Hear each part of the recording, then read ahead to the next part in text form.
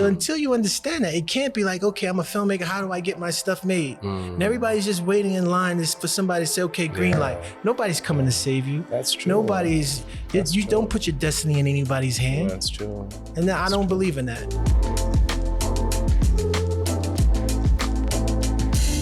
Welcome to the Film Biz Show, a show where we talk about the business of film, both locally and internationally. My name is Marcus Mabusela. Firstly, we'd like to thank you for watching and listening to our first 2 episodes. The journey has been so exciting, and we know you'll love our next guest. His titles are endless: an entrepreneur, an investor, philanthropist, international film and television financier, content producer, and distributor. With 23 years of Hollywood industry experience, he created the BET show Top Actor Africa and Top Actor SA, and he also partnered with the Ferguson Films to create Kings of Joburg.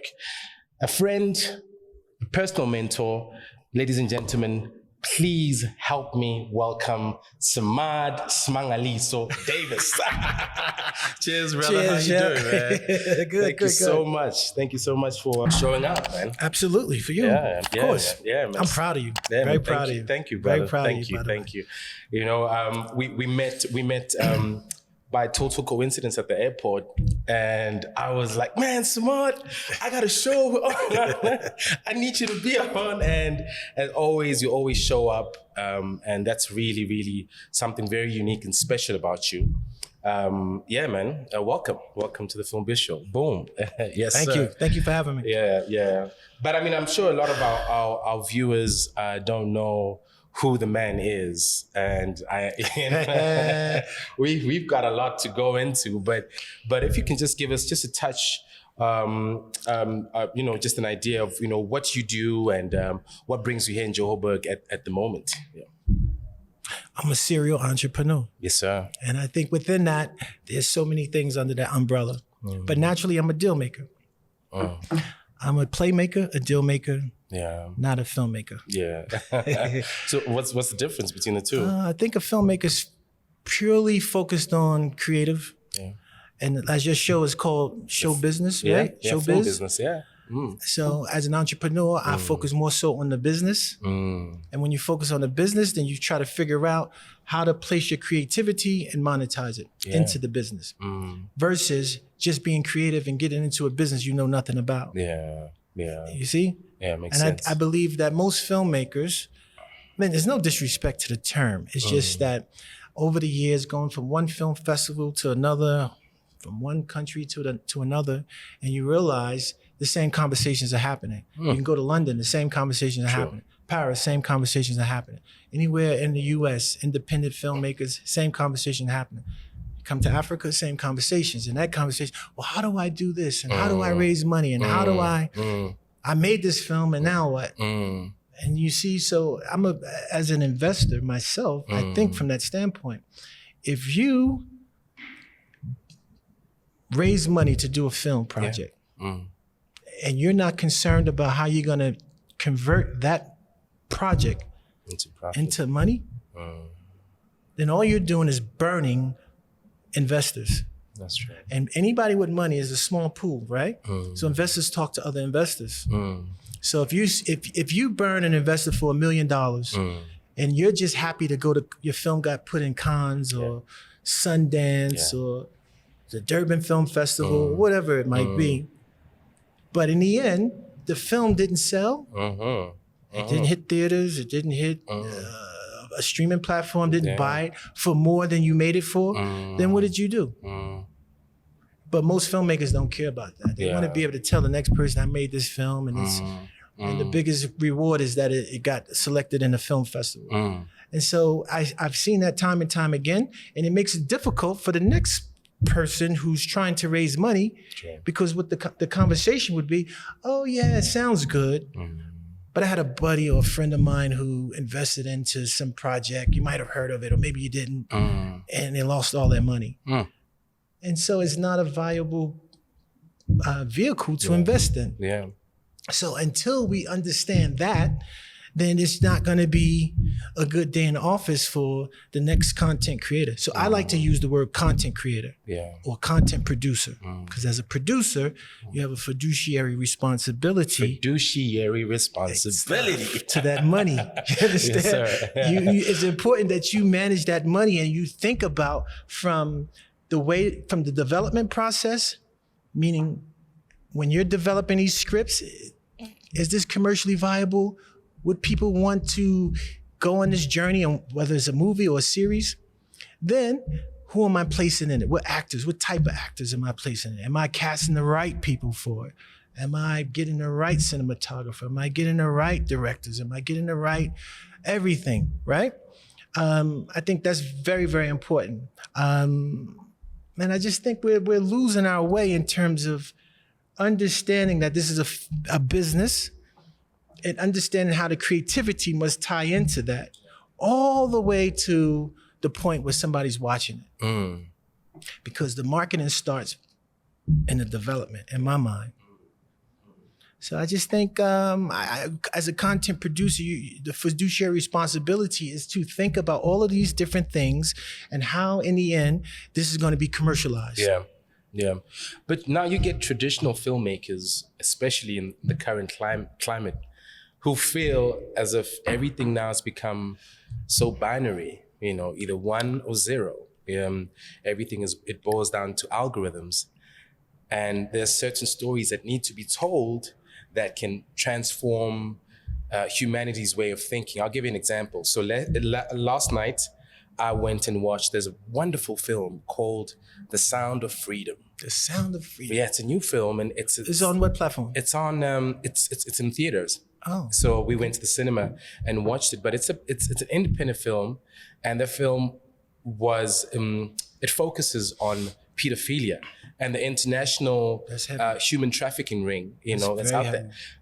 But now, if those filmmakers would have been listening to the suits, the men behind, the boardroom desks, there's no way that film would have been passed, So they had to find independent ways to raise the capital and trust in their marketing that they will make an ROI on it. So sometimes I feel as if, especially with the current conversation that's happening globally, all these algorithms do kind of give very little space for a creative flow. Well, I think COVID was a gift for film and TV. Yeah. One, it changed everybody's viewing habits. Yeah. As I think I said this offline, I think it's insulting to expect me to watch anything with commercials in it or adverts, right? You don't have, we want to watch something straight through. It's also insulting. I don't want to wait until next week to see the next episode of something. Yeah. Right? That's true. I don't want to see that. But also, you see, prior to COVID, a lot of the networks and studios, everybody was making content for their market, right? Yeah. So even when I started coming here, it's like, it's South African. You see what happens in Nigeria. Nigeria's done a fantastic job of creating their own industry, but they make content strictly for Nigeria. Then on the African-American side of things in America, it's like strictly for... Yeah, that market. Yeah. And it's like, okay, well, I'm well-traveled. I meet all kinds of people, and I think we have a lot in common. I think people like a good story, and I think the world is too big to just make stories that don't include other people. That does not mean you cannot have the story be focused on, let's say it's a South African story. It can be a South African story with South African leads playing. But it can be inclusive. But just open it up a little bit, right? So during COVID, we just had an opportunity to watch everything, right? Yeah. And we're just binge watching. Once you finish that, okay, what's next? Now you're watching stuff in subtitles that you would not normally do. And you realize, oh, wait a minute, this series in Italy is really good. This series in Brazil is fantastic. This series in Africa is really good. And so now you don't have a problem reading the subtitles. You're now connecting with content because you chowed all the rest of the content, right? So now people are more interested in seeing all kinds of stories. Now, I think people will tolerate any kind of story you want to tell, as long as it's rooted in truth as long as it's rooted in purpose, as long as your characters have purpose, and as long as there's a overall overarching message. Yeah. You know, I'm going on this journey and I'm going to learn what. And even if it's in that tough subject that was tackled, right? Yeah. It's a reality in the world. And because it's a reality in the world, a film like that can shed more light on that crisis. Yeah. So, and if you can, from a business standpoint, if you can figure out, well, what groups are interested in this? How can I tap into maybe government money or NGO money for this type of subject? What kind of support can we get? How much can we make it for? Versus by the time we finish a cinema run, maybe we break even. And by the time we license it to a streamer or a television, maybe we make a profit. Yeah. Right? And that's very important. Yeah. So I think people will tolerate. People are more open now than in any other time to learn new, to be a part or experience new stories. So there's a great opportunity for storytellers. But the main thing is to make sure it has purpose. Yeah. Because you see a lot of content that doesn't have purpose. It's just colorful, or things are happening. The characters are all over the place. The character doesn't have a mission. There's no dilemma. You know, it's just like the camera placement is all over the place. You see? Yeah. So I think anything you can put you can commercialize any kind of content. But that's why I use the content creator or content producer standpoint, because obviously whoever's behind that film, someone thought about it's in cinemas. You saw it in cinemas, so you paid some money for it. So if you paid some money for it, then there's someone was thinking about the commercialization of it, even though it's a heavy topic. Yeah. I mean, but for you, you know, as a financier, someone who takes the risk of putting money, or you know, into projects, how much of it is purely based on algorithms? This is what's hot right now. This is the format. How much of it is based on intuition? Intuition. I don't care about the algorithms, because algorithms can change, right? You can't rely on. All my life, I've been ahead of the curve, and people thought I was crazy. So I'm used to being, what are you doing? Even my whole Africa journey, 16 years now, August made 16 years, 18 different countries. My goodness, you travel more than me in this continent. But people thought I was crazy back home. I said, what are you doing in Africa? Like, man. One person said, I'll never forget this. You know what he said? He said, what's up with the gorillas? Oh! No, here's the kicker. Yeah. I said, I don't see gorillas walking around. No. He said, no. Not the animals, the rebels. Oh, the rebels, gorillas. So in his mind, everywhere, there's rebels on back of Buc-ee's with them AK-47s. No, it's not like that, man. But you know what? Yeah. But that same person finally went to Africa himself. Thank goodness. You know? But the point is, people think you're crazy. And it's important to think outside the box. If everybody's going this way, what's going on over here? You know? But Samad, I think because I have inside knowledge, we've had endless conversations. I just want you to share your experience. Remember in that hotel room, and you were watching back in the day when you came to Africa. Hotel room. Yeah, hotel lobby. You said you were watching, I think it was some African content. Because that was the moment. That was the moment that said, okay, I think I need to. So in order to appreciate it, I got to back up to move forward. Okay, bro. So I was in business. I owned barbershop. I was in the barber business. I had restaurants. I've been in real estate. And I'm still in real estate to this day. Yes, sir. However, one of my restaurants I had in New Jersey was doing really well. And I tried to expand it into Harlem, in New York. My mother's from Harlem. Okay. So I grew up that side of the family back and forth. I'm like, okay, if I'm good in Jersey, let me take on Harlem. If I can take on Harlem and be successful, then I have a pattern. So then I could do a third one and then start franchising. That was my little vision. However, Harlem was not the Harlem it is today. It's completely gentrified. So back then, this is 1997. Yeah, somewhere like that. All of behind 125th Street was all abandoned brownstones. Because you know, crack and the heroin, the 70s, it just devastated Harlem. So it was all abandoned buildings. So only in the daytime, and in the weekdays, did you have any traffic on 125th Street, which is a very historical boulevard or street in New York. It's where the Apollo Theater is. A lot of history, the Harlem Renaissance, you name it, right? So Malcolm X, all of that stuff. So I figured I could make it there, but the overhead was 3 times of what I was doing in New Jersey. Sheesh. And it wasn't enough traffic. Ultimately, I was getting parking tickets every day. Oh man. And I felt like I was becoming a slave to the restaurant. Yeah. And I wasn't happy. And I wasn't living my purpose. And I was just like, ugh. You know, something has to give. And I'm all about pivots. You know, I think life is about pivoting. You can try it and give it your all. You know, and sometimes things may happen to push you in a different direction, and you might have to make that pivot. Yeah. And that pivot, that manager of that restaurant in my New Jersey restaurant resigned because he wanted to go to film school. Okay. I wasn't thinking about film or anything back then. But 18 months later, I'm ready to get rid of this other restaurant. I run into that same guy, and he said, "Oh, it was the best experience ever. You should try it." Now I'm just looking for that pivot because I'm not happy, but I'm still in real estate. I still have some money going on, and but I was just looking for something that made me happy. That wasn't it. I'm just trying to find my highway, right?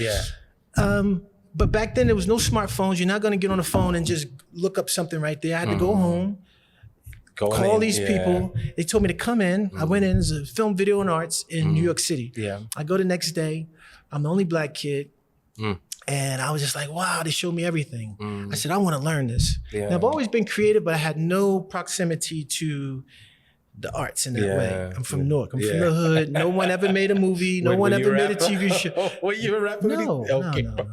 Just want to clear that up. No. Okay. No one ever made anything there. But I learned everything the school had to offer, from writing to producing to directing. I understood cinematography to editing, you name it. And in the end, they give you a bunch of film equipment for 10 days. And this is back 16 millimeter, 35 millimeter film cameras. So they gave me all this equipment. I had to make my thesis was to make this short film. I took that equipment back to my hood. The rest is history. I had everybody in the city participating. People, aunts and grandmas making the lunch for everybody. I mean, it was just a love affair. But in the end, that was my first introduction into the space. So I took that finished film project. I was the only one in my class, my cohort, that finished. No one else completed a film. Goodness. I credit it to the fact that I feel as though I'm a natural producer. Doesn't mean just film. It's whatever I'm doing, I can take the idea and finish it. It could be real estate, it could be architect plans, a house, it could be a script, a finished project. It's the same skill set, right? But anyway, fast forward, 2007, so I was raising money for a film fund. I was raising money for a film fund. So this way I did not have to go and raise money every time I want to do a project. If I have a fund and I have investors in that and I can demonstrate, hey, listen, I'm going to make projects for X. And when I'm finished, I'm going to go through my distribution channel and it's going to turn into Z. And this is the profit margins we're going to make, and we're going to do X, Y, Z per year, blah, blah, blah. I had a meeting with my first investor, came on board with my first $2 million for this fund, right? But then I asked that investor, I said, well, what's next for you? Because I always ask other entrepreneurs this. You'd be surprised. You'll be surprised the answers you get. You'll also be surprised the doors it might open up, and the things you might not have been thinking of. I said, well, what's next for you? And this person was a black woman that was on Wall Street for a very long time, very successful. And she said, well, you know, what's next for me is Africa. I want to take my resources and my know-how and I want to help governments finance their infrastructure projects. She said, but the only problem is I don't have the right connections. Now, my father's a lawyer. My father works, he speaks French fluently. He's traveled all over Africa. And he used to work with my uncle. My uncle used to work for the US government. And he was in a position where he would help establish trade deals between developing nations in Africa and the US. Legendary. So every head of state came through his office in Africa as Africa was gaining independence. He's personally gone to Africa 300 something, 90 times. My father was part of that. Yeah. Now, I was also one of those ignorant people who didn't have a right understanding of Africa.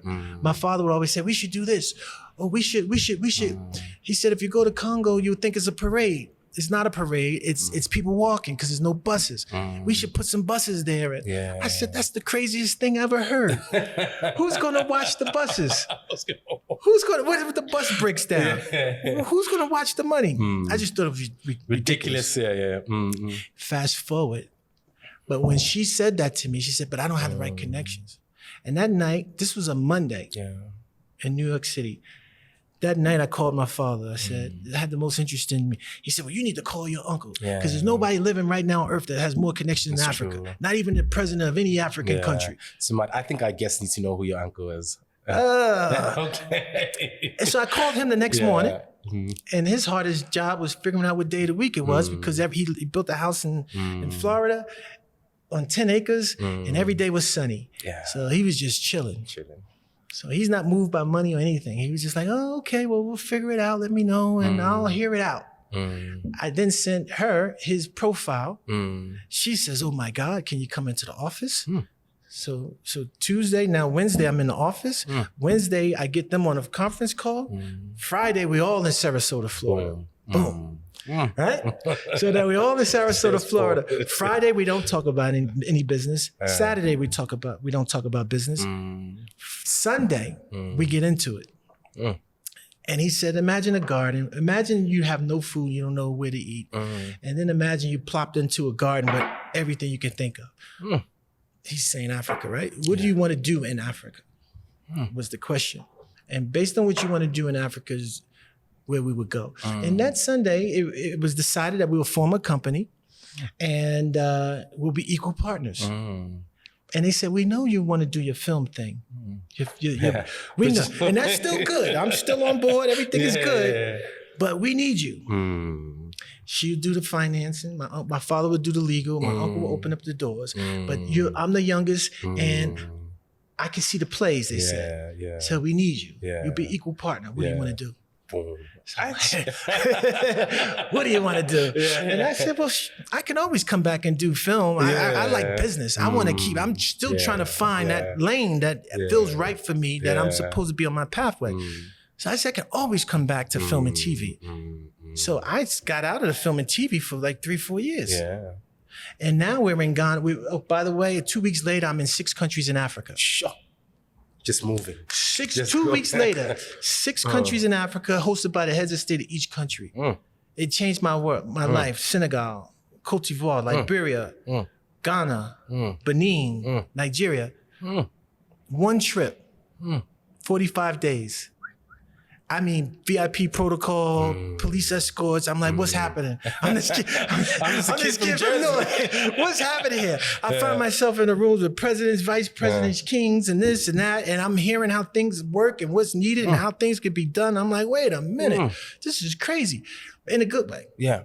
Anyway, fast forward 4 years later, 3-4 years later, I'm in Ghana with just my uncle.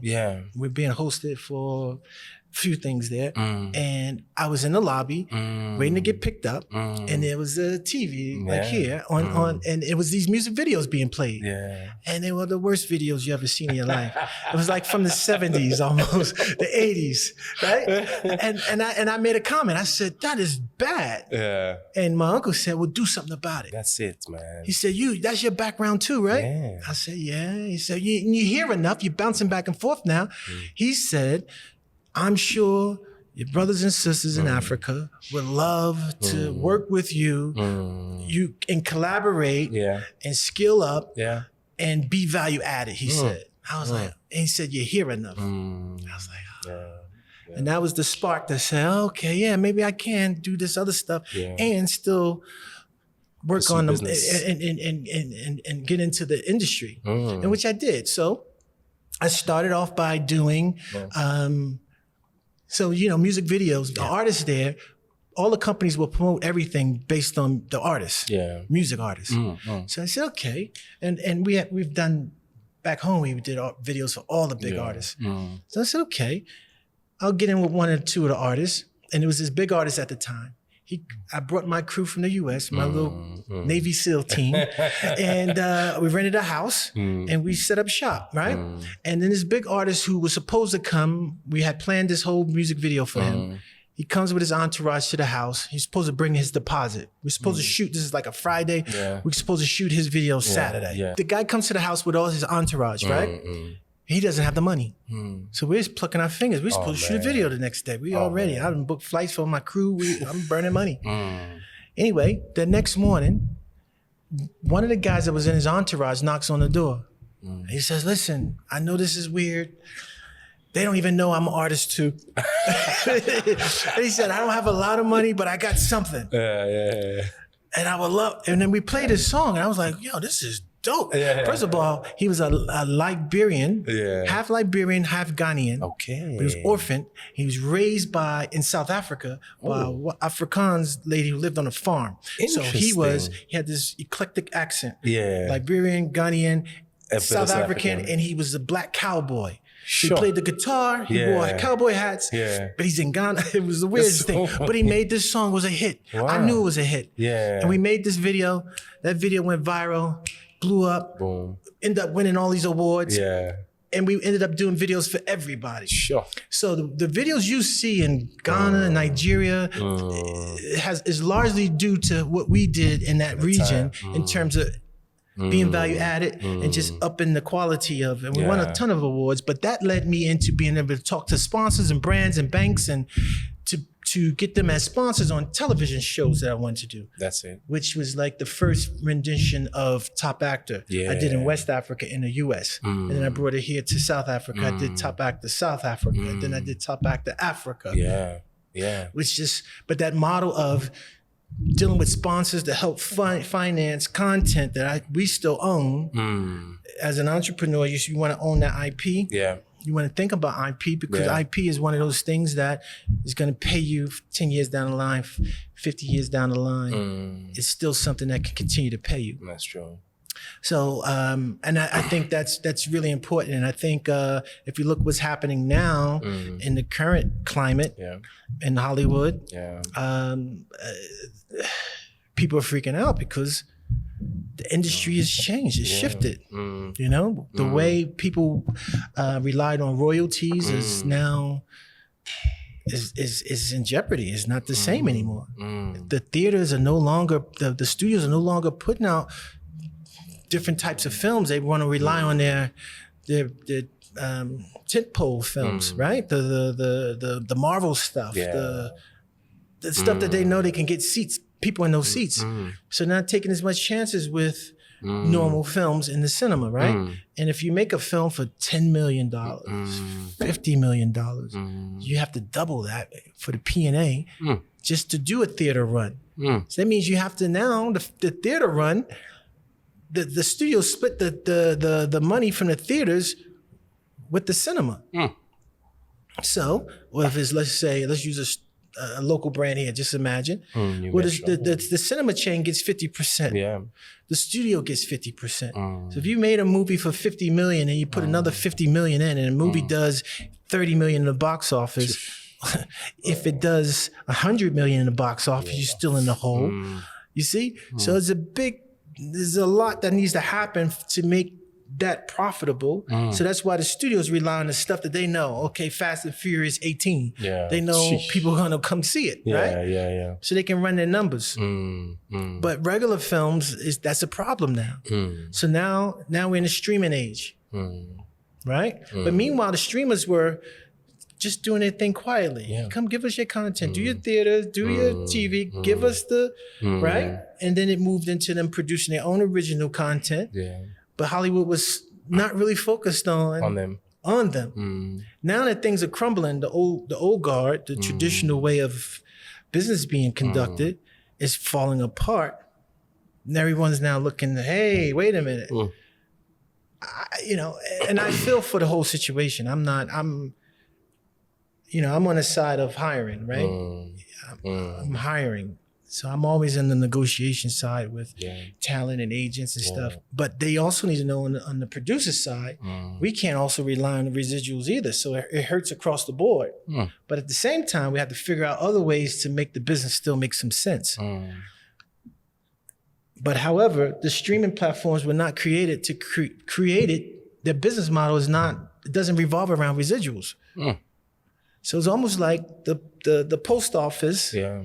who's used to delivering letters to people, telling the email companies that made email, we want you to pay for trucks and we want you to pay for people to deliver the email, when that's not their model. It's not the So model. it's a weird space. I hope that there's some compromise that comes into play here, Yeah. because I understand both sides. I just wonder if hopefully there's some negotiations that happen that finds a happy medium, because it's not just about the actors or the writers. Think about the makeup artists and the vendors and the grips and the electrics and all the other people that's out of work right now. Yeah. Yeah. So Yeah. But how does it look on the ground? Like how? it doesn't look good at all. Yeah. It doesn't look good at Yeah. all. I thought maybe those guys are surviving. I mean, the normal workers, maybe they've got, I don't know. No, I mean, if that's your normal bread and butter, Yeah. and actors can't come on camera, they can't show up, so there's nothing to shoot. Man. And there's nothing to shoot if there's nothing written. So it's a stalemate right now. That's why I hope that there's some compromise that happens sooner than later, Yeah. where there's some middle ground. Yeah. But it's very sad to see. Yeah, I'm not holding my breath because it seems like the studios aren't interested in budging. Well, I mean, they're going to have to Yeah. at some point. Yeah. Yeah. So this is like they're playing chicken right now. Yeah. But I mean, in this. But everybody's losing right now. Everybody's losing. I think a compromise needs to be had. Totally. And I know so many people, so many actors, so many, from casting directors to Yeah. I mean, all the crew, all the below the line crew. Yeah. I mean, there's a lot of people who are just not working right now, and that's really sad to see, because it's one of our biggest. And if you look at Georgia, Georgia is like the biggest hub for production. Yeah. Yeah. Yeah. I rode past before I came here. Yeah. One of the biggest studio complexes in the country, Yeah. and that's in Georgia. Yeah. It's a ghost town. Sure. I'm talking big sound stage. My I'm talking about goodness. a whole campus of My stuff. goodness. It's ghost town. My goodness. Nothing's happening. But do you think, I mean, this period, does it present some kind of opportunity for filmmakers, independent filmmakers who can try and get together what they can to fill up the space? Also in the African context, do you think some Americans are thinking, well, how about we go down to the I'm getting motherland? calls right now. You Come on, what you doing over there in Africa? You got any work for me? I'm not joking. Yeah, 10 years ago they were asking, or a few decades ago they were asking, well, how are the gorillas? Now they want to Now they're ready to work over here now. Yeah, no. But no, I mean, it's temporary. I'm sure it'll get back to it. What's happening in South Africa and Africa is a very unique scenario to me. Yeah. Like, so for instance, Africa skipped landlines. Yes, sir. I mean, sure, some government offices have landlines, right? But they went from, most people didn't have a landline in their home. Yeah. Whereas in America, that was a thing, right? Yeah. So you went straight from some people having landlines straight to cell phones, Yeah. right? Same thing with film and TV. South Africa is a very unique scenario to me because I think in terms of the quality of output as it relates to Africa was the highest in South Africa, right? I would think South Africa. Yeah. Nigeria is now Progress Nigeria on scale. Nigeria on the other hand is very entrepreneurial. Very much. And they built a brand that the world had to say, wait a minute, okay, there's Hollywood, Bollywood, and Nollywood. So they built their own thing. You might not like their content at the time or the quality of it at the time, but now they've increased their quality and their acting and everything else. And now there's a whole ecosystem happening there. So I think if that entrepreneurial spirit that you'll find happened in Nigeria was placed in South Africa, where South Africa is more so commission based, right? Meaning the business model is go to a network and hopefully they commission it. Yeah. And I think that's been the norm, and everybody's Yeah. just used to that Yeah. and didn't see that the frog was being boiled slowly. And so now commissioning It's losing its, it's losing yeah. itself. And so now what do we do? But now if you do it independently, where do you put it? So, but it's again, but everybody needs content. Yeah. Because guess what? When COVID happened, the world realized, oh, it's not just play, film, and TV. No. Content creators saved the world. They saved the world. They kept What would have same. happened if there was no content during COVID? It would have been riots. Divorce rate would have went up. yeah. Crime rate would have went up. Suicide rate would have went up. Right? So it has its place. And so now, what do we do with it? Where's the pivot? I think everybody, once you start understanding and thinking like and not everybody's a business person. Yeah. Or at least surround yourself with someone who is, if you're fully creative. true. But you have to pay attention to everything that's going on. That's true. Because it directly affects Your bread. your bread and your next move. So until you understand that, it can't be like, okay, I'm a filmmaker. How do I get my stuff made? And everybody's just waiting in line for somebody to say, okay, green light. Nobody's coming to save you. That's true. Nobody's. You true. don't put your destiny in anybody's hand. That's true. And I don't believe in that. So Yeah. that's why I say I appreciate the drive and the tenacity and the creativity you see coming out of Nigeria because they're cranking it out. They're cracking And it they're out. not waiting for somebody to say, okay, Please. we're going to give you a shot. That's and it. guess what? There's not enough money for even the biggest companies to give everybody a shot. There's not enough money.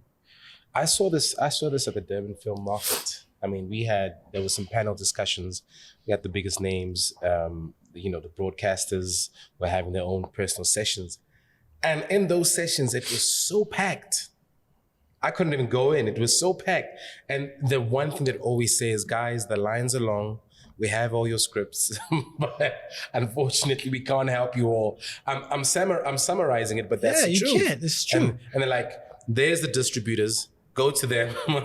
We'll deal with them. And the reality is, I think in South Africa we still have a dependency, That's what I was saying. attitude, and across the board, obviously we are like a social grant, kind of system, and I think that's kind of created a dependency attitude from the people, and so with our filmmakers. Whereas in Nigeria, and I've worked with some of those guys, when they come here, man. Those guys are warriors. They're like, you guys are chilling. Man, they're warriors. I would like, when you feel like, yeah, no, I'm playing games, man. This guy's not sleeping, man. This guy is on the ball, Yeah, man. Yeah, so But guess what? You guys have such a blessing here in South Africa. Yeah. It's one of my favorite countries. Literally. Yeah. There's so many layers. There's so many different looks. The culture, the vibe, it's just so much texture here.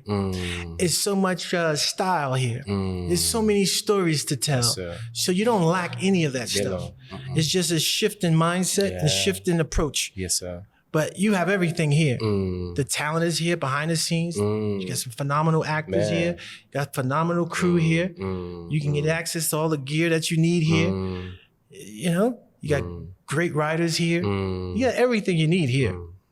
It's just like, okay, I've been looking at this way. Let me just change the perspective and let's reevaluate how we approach this. Yeah. And that's all that's needed. Yeah. And then also pay attention to the business of it all. And that's why shows like this is really good. Thank you. Because if you don't know, you don't know. Yeah, that's true. And there's not a lot of people who are taking the time out to give the next generation the information. Yeah, the baton. Pass the baton, please. So, man, brother, we are at a different segment of the show. Okay. Where we just want to keep it light, play some few games. Now, if you were stuck on a desert island, Okay. what is the one film you would take with you and why? Shucks, man. The Wiz. The Wiz. All right, I see. You know The Wiz? Yeah. So there's the Wizard of Oz, and then there's the Wiz. There's the Wiz. I love the Wiz. I'm sorry. Okay, lovely, man. I like your style. If your life story were to be turned into a South African film, what genre would it be, and who would play the lead role? What genre? Wow.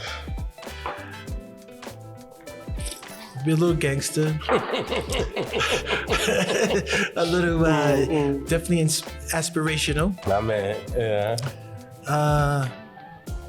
And triumphant. Triumph. Who would play? South African actor? Mm-hmm. Oh, anyone. But you said it's a South African one, right? Well, it's about your experience in SA, but you can get any actor to play you. Oh, so it's me in SA. Yeah, like my experience. Your experience. Oh, SA wow. and Africa, you know. But like, and if it was turned into a biopic, who would you get to play? Wow. Yeah. That's so, I feel arrogant even answering that question. Nobody's interested in me. Jamie Foxx could play Jamie somebody. Yeah, man. Jamie Foxx. Michael B. Jordan. Michael B. Jordan. Yeah. He's yeah. from North too. Okay, that's why. It's my hood. Okay, well, Why that's not? why. Yeah. Awesome, man. Thank you so much for joining us. Yes, and indeed. for a wonderful interview, man. You never cease to inspire me. You know, every time I'm with you, there's just a literal energy that I feel. You know, you really resonate a spirit of excellence. And today I just wanted to give you your flowers. Thank you for showing up, and thank you for all the work you're doing for our people. Thank you so much, man. Yes, sir. So we would like to say thank you to Fortunewell, the Magic Lightbox Company, as well as the Dynamic Workspaces for sponsoring today's episode. Please like, share, comment, and subscribe to this channel.